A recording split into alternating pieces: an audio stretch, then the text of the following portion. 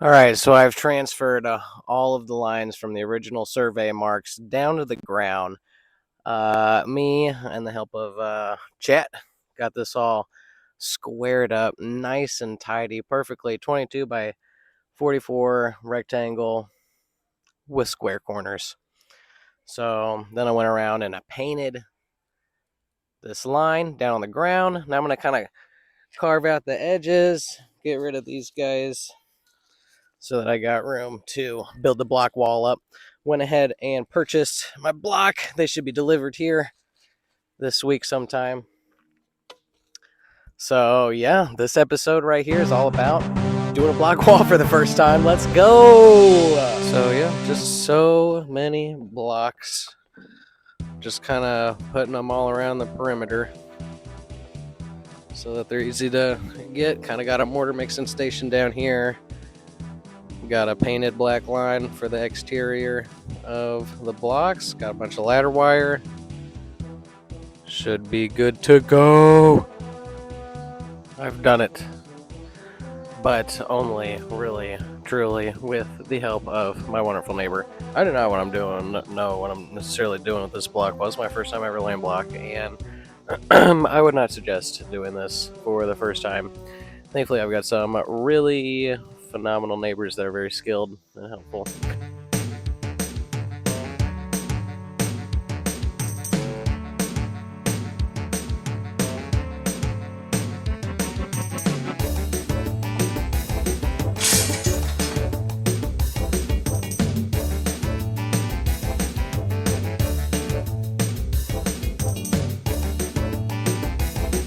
Got some anchoring adhesive here, and I just want to show you this end of the tube thing. Yeah, let's focus.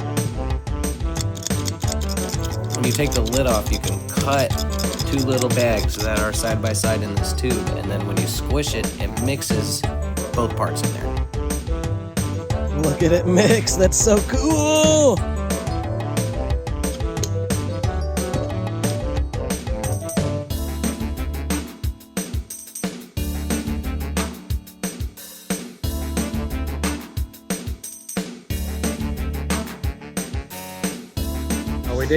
We did get so much done today. We got some corners done. We got some blocks moved. We got some grout filled.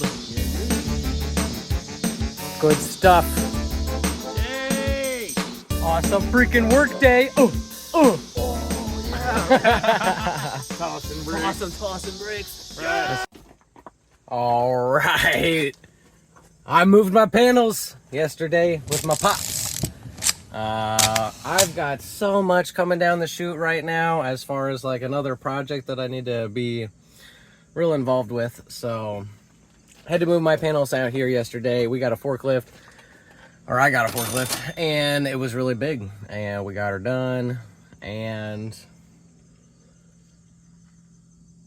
there's just a lot of strategizing I feel like I need to do to continue working on my house and also keep these other things in my life in a row. So just to make sure that these straw bale panels right here, and it's just a red tarp, that's what's going on. My dad found these tarps on the side of the road, and they're actually really nice tarps. So in order to keep my straw bales nice and healthy outside under this tarp, I want to just monitor the moisture level in them.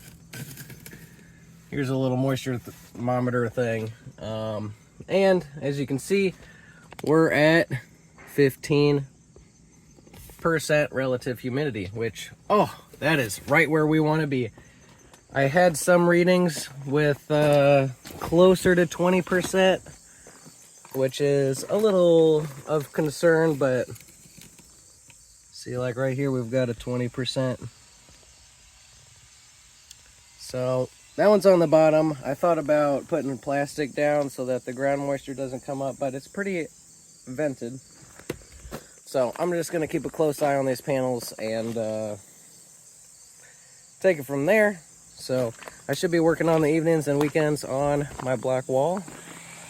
So let's get it! Yesterday when I was working here after working a full day at work, making other people's straw bale panels, I was carrying a huge bucket of concrete, rolled my ankle right there. Oh, went like, oh.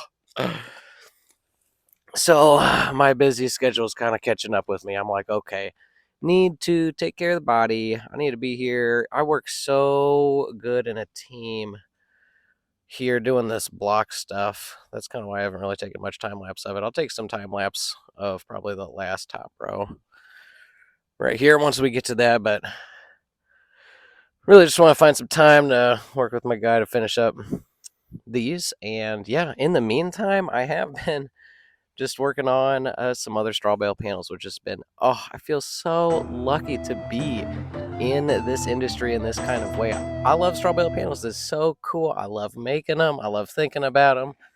I love like seeing how the engineers are like, no, you need this here and that there. And it's like, we can make panels to do just that. Absolutely. Kind of been worrying about the timeline, I guess. Mainly so right now it's the beginning of September, September 4th. And I want to be dried in sometime in October. I don't have the roof panels even made yet. I only have half of the wall panels made. They're all just sitting outside under that tarp. So main priority is finishing this block wall so then I can finish terraforming the inside, because there's a little bit more to do in here after the block wall is done, and work on the outside of the block wall. Probably going to do some maybe waterproofing on the outside of it. We'll see. Something like that. The inside is going to be sealed, but I don't really need to necessarily worry about that part until the floor is on, I think, because everything's going to be taped to the floor. So no problemo there. One thing I do want to show and tell you about doing this block wall is the lines that I painted on the ground did not help at all. That's not how you do block. You soon cover those up. So you need to do everything based off of string lines. So what I did at the beginning was I put these posts right here in the back, and I did up my laser level, and I measured all 4 posts to be, there's that one, and then can't see that other one over there. I put level lines so that I know where the height is similar behind each of these 4 corners. And then here's what you do. You build up the corners as straight and level as possible. Also getting as close to that line, as you can. That is looking so good. And then once you have pretty much this kind of setup that we have here, you can string using like this stuff called chicken feet. Basically string a line from the corners, and then all you have to do is level each block as you place it on, almost touching that line. So there's just some really cool techniques with doing block work that it's been fun to learn about. So hopefully I'll have a couple good work days coming up, and we will get a lot of this done.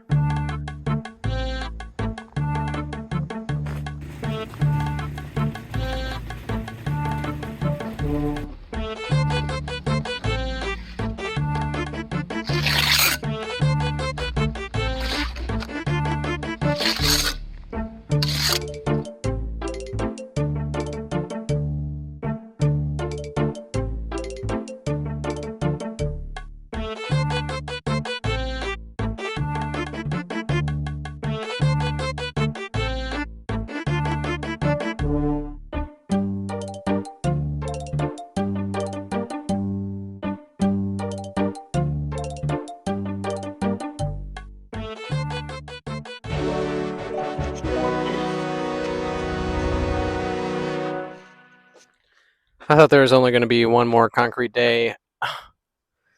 Turns out Oh, there's just like 2 more short, maybe 3 or 4 hour each stints of work left to do to fill the rest of every other hole in the cores and fix this little middle part up so that it's all at the same height as the string line.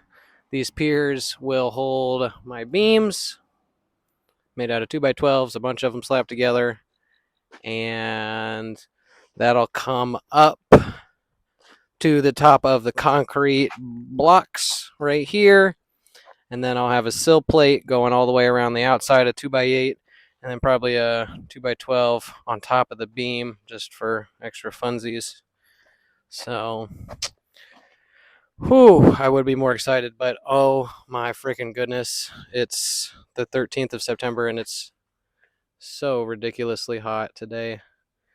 I also worked from 2 p.m. to 5 p.m., so it's kind of my fault there. Too busy at other parts of the day. So this is all coming together at a really good time because I'm going to leave in a week for a week to install this other straw bale house project that we're doing, and I'll come back and slap that sill plate on, finish this crawl space detailing up, and install some floor panels.